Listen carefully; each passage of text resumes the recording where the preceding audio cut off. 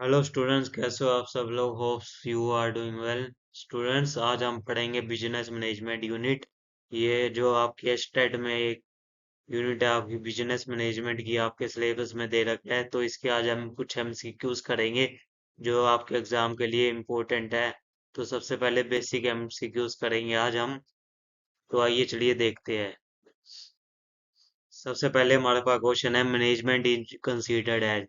तो मैनेजमेंट को हम कैसे कंसीडर करते हैं? As a science only, as an art only, both science and art. तो देखिए, जो मैनेजमेंट होती है हमारी, इसको हम बोथ एंड साइंस और आर्ट हम इसको कंसीडर करते हैं। जो हमारी मैनेजमेंट है वो हमारी साइंस भी है और आर्ट भी है। साइंस कैसे है? जो हमारे मैनेजमेंट में है कुछ प्रिंसिपल है, जैसे हेनरी फ्योल हमारे है, और एफ डब्ल्यू टेलर है, और भी बहुत सारे ऑथर हैं। उन्होंने कुछ प्रिंसिपल दे रखे हैं। तो उन प्रिंसिपल वो जो है मैनेजमेंट के ऊपर वो प्रिंसिपल अप्लाई होते हैं, और एक हमें नॉलेज प्रोवाइड करते हैं। तो it is a systematic body of knowledge, so it is an science. Management is considered as science. और मैनेजमेंट को हम आर्ट भी कंसीडर करते हैं। आर्ट क्यों कंसीडर करते हैं? बिकॉज मैनेजमेंट, उन जो मैनेजमेंट के प्रिंसिपल होते हैं उन प्रिंसिपल को कैसे अप्लाई करेंगे, यही हमारी आर्ट का पार्ट बनता है।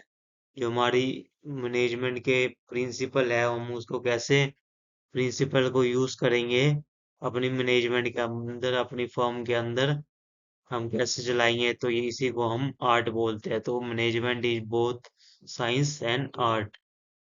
तो इसका करेक्ट ऑप्शन हो जाएगा ऑप्शन नंबर यहाँ पर सी। तो देखो, ये हमारा फर्स्ट क्वेश्चन है, इसका ऑप्शन नंबर करेक्ट ऑप्शन हो जाएगा इसका option number C. Both science and art, management has feature of both science and arts. Science का मतलब यहाँ से प्रिंसिपल से रिलेटेड हो गया, आर्ट्स का मतलब यहाँ स्किल से रिलेटेड हो गया। तो चलिए हम नेक्स्ट क्वेश्चन पे मूव करते हैं। Who is known as the father of scientific management? तो साइंटिफिक मैनेजमेंट का फादर को किसको बोलते हैं हम? तो यहाँ पर ऑप्शन नंबर सी करेक्ट हो जाएगा। साइंटिफिक मैनेजमेंट का फादर जो है वो है हमारा एफ डब्ल्यू टेलर। इन्होंने जो है आपके साइंटिफिक मैनेजमेंट का कंसेप्ट इन्होंने ही दिया था।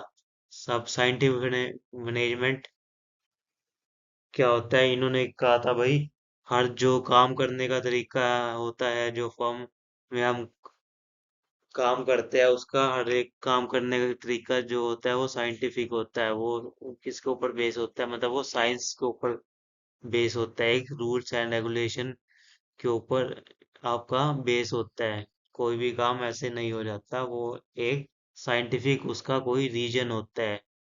तो इसने ये ये कंसेप्ट दिया था एफ डब्ल्यू टेलर ने साइंटिफिक मैनेजमेंट का। जो हमारे हेनरी फ्योल भाई साहब हैं, हेनरी फ्योल ने कौन सा कंसेप्ट दिया था? इन्होंने दिया था मैनेजमेंट का कंसेप्ट दिया था। जो आप पढ़ते हो ना 14 प्रिंसिपल फॉर मैनेजमेंट, वो दिए थे हेनरी फ्योल ने। तो इन्होंने एडमिनिस्ट्रेटिव मैनेजमेंट का कंसेप्ट दिया था हेनरी फ्योल ने। कौन सा कंसेप्ट दिया था? एडमिनिस्ट्रेटिव मैनेजमेंट का कंसेप्ट हेनरी फ्योल ने दिया था। और पीटर डकर ड्रकर है हमारे, इन्होंने आपका, ये आपके पीटर डकर है, ये आपके जनरली मार्केटिंग से रिलेट करते हैं, इन्होंने मार्केटिंग के बारे में।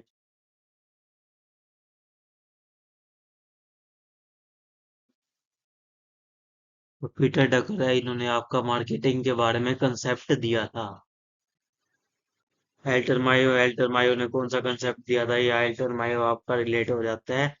इन्होंने दिया था आपका ये ह्यूमन रिलेशन थ्योरी है, जो इन्होंने एल्टर मायो ने कंसेप्ट, ह्यूमन रिलेशन थ्योरी का कंसेप्ट, जिसको आप हार्थरोन एक्सपेरिमेंट बोल देते हो, उसका कंसेप्ट आपका एल्टन मायो ने दिया था।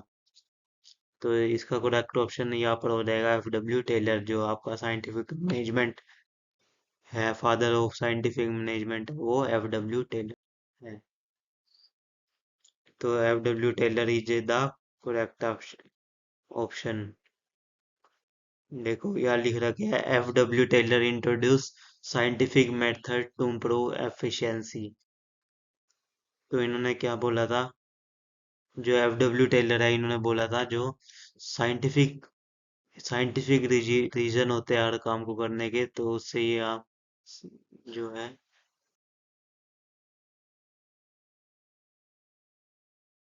साइंटिफिक रीजन है हर एक काम करने को, ये आपका एफ डब्ल्यू टेलर ने कंसेप्ट दिया था। उसके बाद हमारा नेक्स्ट क्वेश्चन आता है, question number 3, the primary function of management. तो प्राइमरी फंक्शन कौन सा मैनेजमेंट का, मैनेजमेंट के है जो आपको पता है, फाइव फाइव फंक्शन है मैनेजमेंट के आपका। एक planning, organizing, staffing, directing and controlling. तो ये फाइव फंक्शन ऑफ मैनेजमेंट आपके जनरली इसको हम कंसिडर करते हैं। तो आपका प्राइमरी कौन सा इसमें से, तो planning is the primary function of management. तो correct option is primary, sorry, planning is the primary function of management. देखो क्या लिख रहा है, correct option number B, planning. Planning is the first first function that sets objective. तो planning का काम क्या होता है हमारे, हम मैनेजमेंट में जो है वो हम प्लानिंग करते हैं कि हमको क्या काम करना है, कैसे करना है, कब करना है।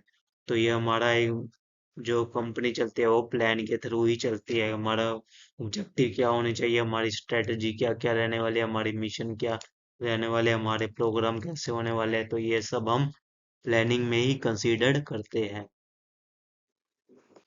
तो आइए चलिए देखते हैं next option, next question. Next question क्या बोलता है, which level of management is responsible for policy making. कौन सा लेवल है मैनेजमेंट का जो इस पॉलिसी में जो पॉलिसी बनाता है। तो देखो मैनेजमेंट के 3 लेवल होते हैं, टॉप लेवल, मिडिल लेवल और लोअर लेवल। सुपरवाइजरी लेवल ऐसा कोई लेवल नहीं होता, वैसे ये लोअर लेवल में ही इंक्लूड हो जाता है जो आपका सुपरवाइजरी लेवल है। तो ये आपका आपका पॉलिसी मेकिंग का काम है जो वो किसका होता है, जनरली यहाँ पे टॉप मैनेजमेंट का काम होता है। तो करेक्ट ऑप्शन यहाँ पर हो जाएगा आपका टॉप लेवल ऑफ मैनेजमेंट। देखो यहाँ पर आपका करेक्ट ऑप्शन है top level of management. Top management formulate policies and strategies. जो आपका टॉप लेवल है, टॉप लेवल मैनेजमेंट है, वो आपका पॉलिसी बनाता है। तो आपका टॉप लेवल मैनेजमेंट है वो आपका पॉलिसी बनाता है। उसके बाद यूनिटी ऑफ कमांड में, यूनिटी ऑफ कमांड क्या है, यूनिटी ऑफ कमांड एक जो किसका प्रिंसिपल है, ये आपका हेनी फ्योल ने जो 14 प्रिंसिपल ऑफ मैनेजमेंट दिए थे, हेनी फ्योल भाई साहब, ये उनका प्रिंसिपल, उनका जो हेनी फ्योल है उनका दिया हुआ प्रिंसिपल है ये आपका यूनिटी ऑफ कमांड।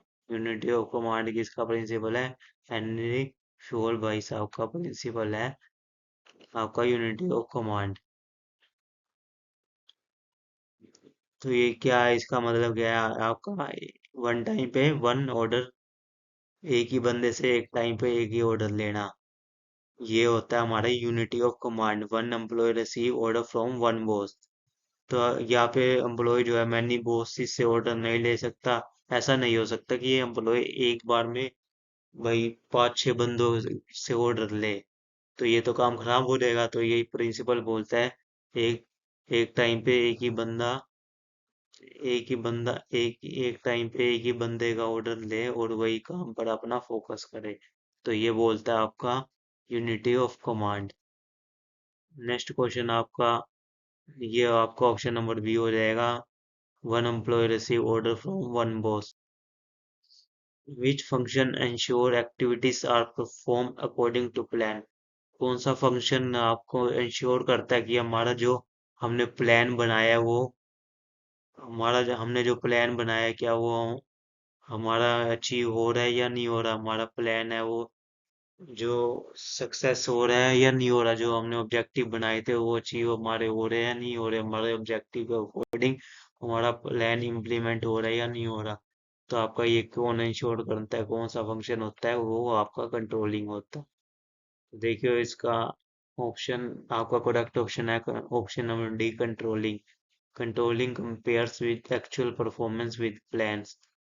कंट्रोलिंग क्या करता है, जो आपने प्लान सेट करे थे, हमारा जो है आपका स्टैंडर्ड परफॉर्मेंस था आपने मान ले चाहिए आपने स्टैंडर्ड्स आपने स्टैंडर्ड बनाया था भाई, हमारी जो है इस महीने में 1,000 यूनिट सेल होनी चाहिए, बट आपकी एक्चुअल में हुई 900 यूनिट सेल।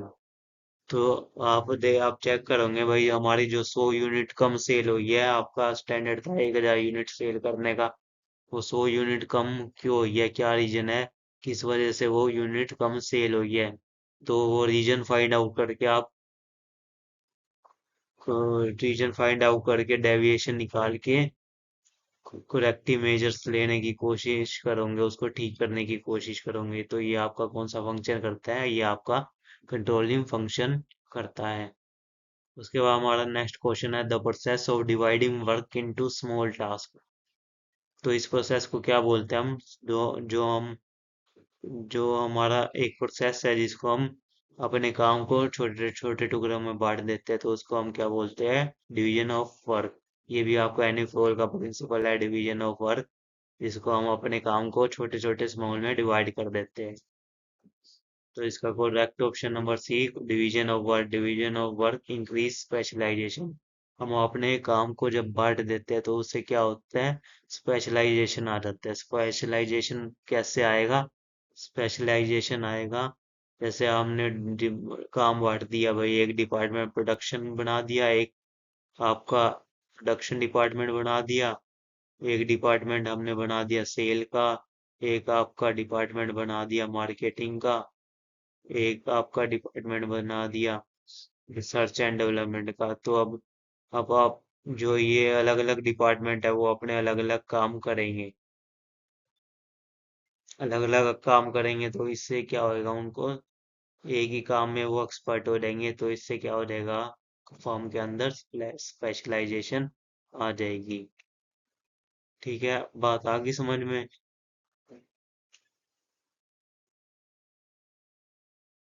चलिए नेक्स्ट क्वेश्चन में मूव करते हैं। Question number 8, placing the right person at the right job is fold.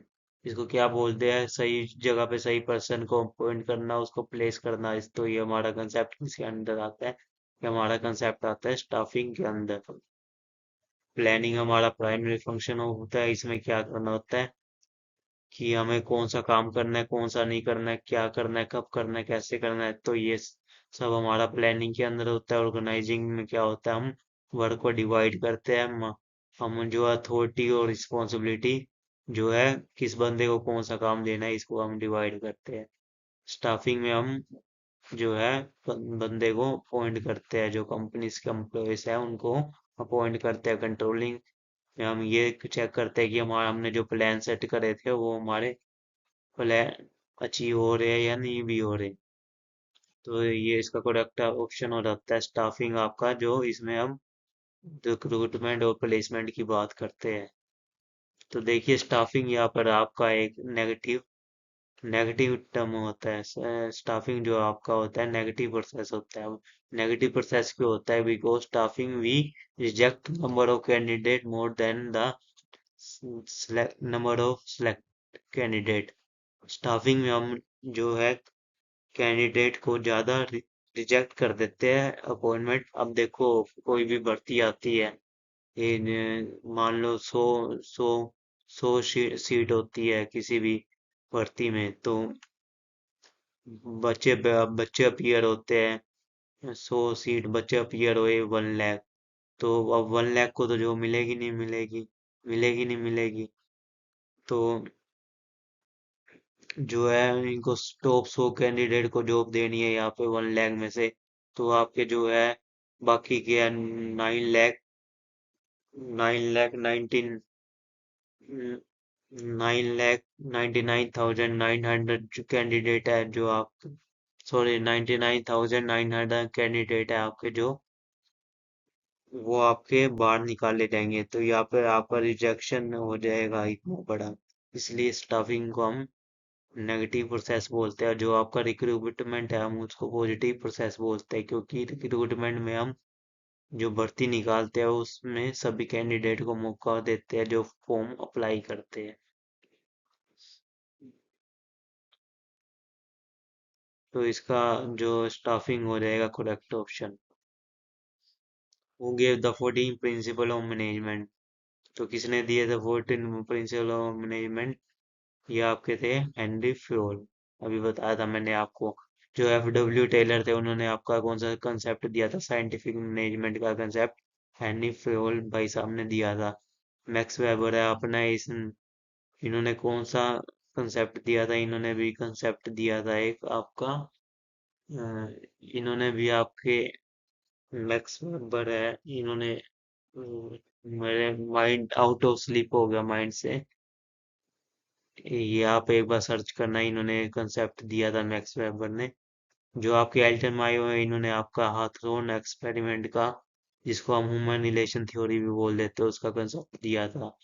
हाथरॉन experiment, इन्होंने इन एक्सपेरिमेंट में ये पाया था जी कि जो एम्प्लॉय है वो सिर्फ पैसों पैसों से ही खुश नहीं होता, उसको एक जो है आपकी जॉब सेटिस्फेक्शन भी मिलनी चाहिए। तो एम्प्लॉय उससे भी खुश होते हैं। ओनली ओनली सिर्फ आपका एम्प्लॉय जो है वो ओनली ओन पैसों से ही खुश नहीं होते। तो हेनरी फ्योल ने आपके दिए थे 14 प्रिंसिपल ऑफ मैनेजमेंट।